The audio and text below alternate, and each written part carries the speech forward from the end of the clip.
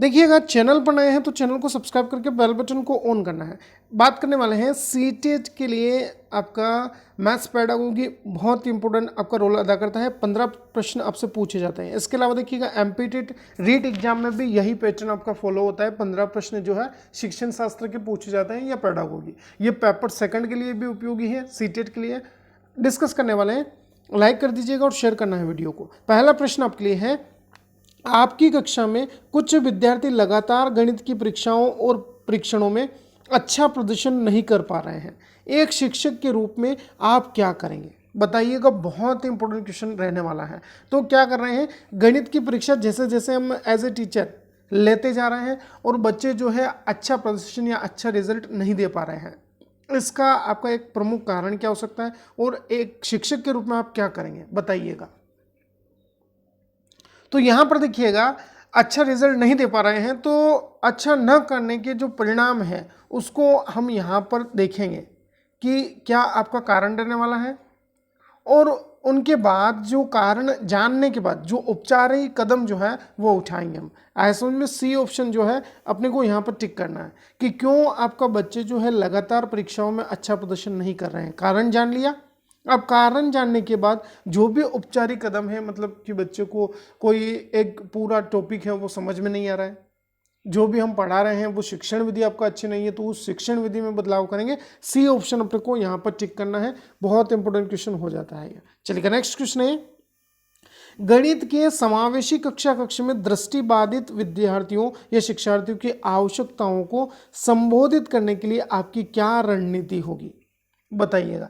अब visually handicapped बच्चे हैं या दृष्टिबाधित शिक्षार्थी है, तो उनके लिए आपकी क्या रणनीति रहने वाली है? जो सामान्य बच्चे हैं उनको आपका साथ में लेकर चलना है। इन बच्चों की जो आवश्यकताएं हैं उनके लिए आप क्या करना चाहेंगे? बताइएगा। तो देखिएगा, शिक्षार्थियों को विशेष शिक्षक के पास भेजेंगे, फिर उनके वैकल्पिक अधिगम या अध्यापन अधिगम और आकलन पद्धति का यहाँ पर हम अभिकल्पना करेंगे, सोचेंगे कि किस स्ट्रेटजी से इनको पढ़ाया जाए। फिर गणित के बदले कोई दूसरा विषय दे देंगे उन बच्चों को पढ़ने के लिए, या फिर गणित में उच्च अंक प्राप्त करने वालों के साथ उनके जोड़े बना देंगे। तो यह आपका संभव कारक नहीं हुआ है। तो बात करेंगे, देखिएगा, वैकल्पिक अधिगम अध्यापन जो सामग्री है और उनके आकलन पद्धति के लिए हम यहाँ पर कुछ आपका अभिकल्पना करेंगे।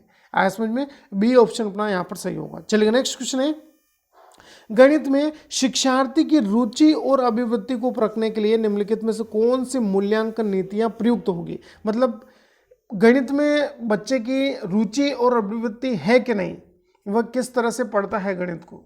तो यहाँ पर देखिए, सबसे महत्वपूर्ण क्या होगा, मौखिक परीक्षा हो सकती है, कागज पेंसिल परीक्षा हो सकती है, और कक्षा की सहभागिता, मतलब वो कक्षा में किस तरह से आपका रिएक्ट करता है मैथ्स जब हम पढ़ाते हैं, उसकी रुचियां क्या है, किस तरह से वो सवाल हल करता है, किस तरह से वो जो भी समस्या है उसके साथ डील करता है। तो बी ऑप्शन अपने को यहाँ पर टिक करना है, जो मूल्यांकन की नीतियों के लिए आपका एकदम परफेक्ट रहेगा। इतना आया समझ में? चलेगा। नेक्स्ट क्वेश्चन है, गणित में निम्नलिखित पदों में से कौन सा पद परिभाषित है? रेखा, बिंदु, चतुर्भुज के विकर्ण या समतल? बताइएगा। तो देखिएगा, कौन सा पद जो है परिभाषित है, मतलब पूर्ण है, तो चतुर्भुज के विकर्ण आपका यहां पर हम ज्ञात कर रहे हैं, तो यह आपका एक पूर्ण परिभाषा है। आया समझ में? ध्यान रखिएगा, सी ऑप्शन अपने को टिक करना है। चलिएगा नेक्स्ट क्वेश्चन है, निम्नलिखित में से कौन सा पहलू बीज गणित में महत्वपूर्ण नहीं है? नहीं है पूछा है हमसे। तो माप, मानसिक चित्रण, क्रम परिवर्तन करना या सामान्यीकरण? बताइएगा, बीज गणित में महत्वपूर्ण नहीं है यह। तो देखिएगा, आपका मापन या मापना जो है बीज गणित के लिए महत्वपूर्ण नहीं है। ध्यान रखिएगा।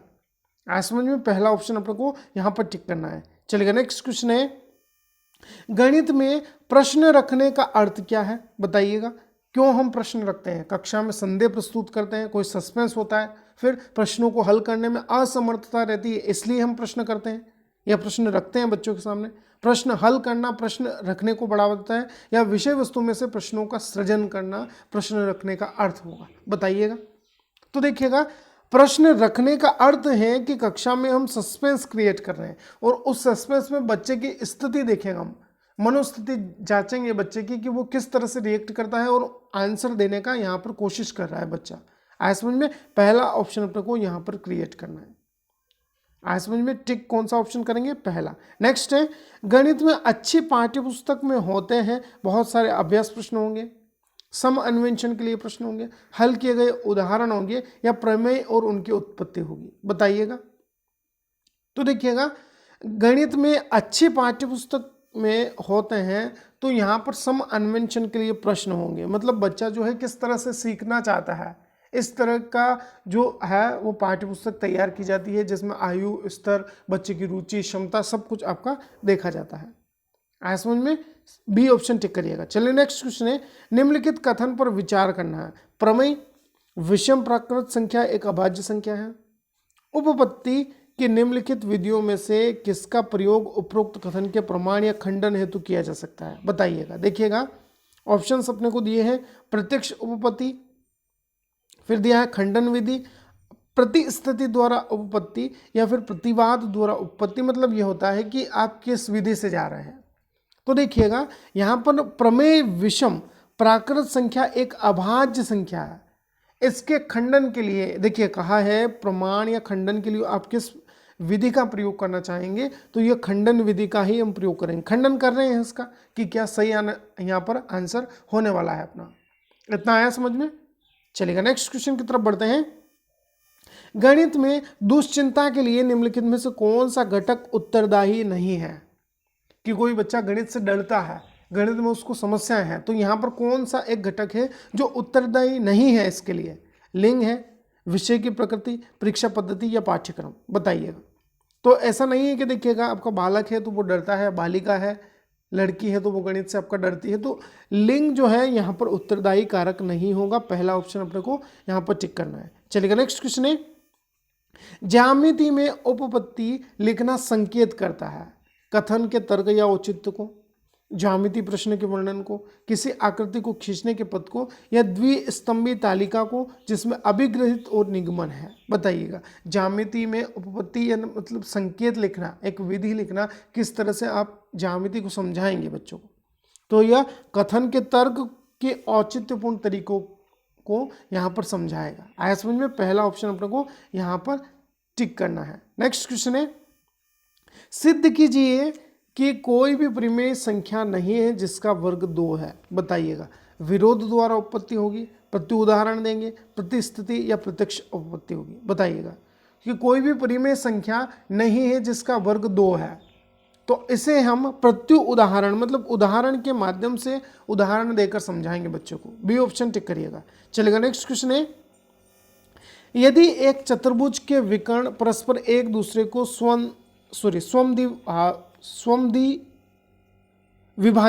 समविभाजित करते हैं तो चतुर्भुज एक समानांतर चतुर्भुज होगा। यह कथन आपका अभिग्रहित है, साध्य है, परिभाषा है, या प्रमेय है, बताइएगा। ऑप्शंस आपके सामने हैं। एक चतुर्भुज के जो विकर्ण है वो एक दूसरे को समद्विभाजित करते हैं, समद्विभाजक है। या आया समझ में? ये वर्ड मुझे थोड़ा बोलना नहीं आ रहा है। तो यहाँ पर देखिएगा, यह जो क्या है आपका परिभाषा है कि साध्य है, अभिग्रहित है, या तो यह जो है ये प्रमेय होगा। आया समझ में? प्रमेय प्रस्तुत कर रहे हैं हम, ये ध्यान रखिएगा।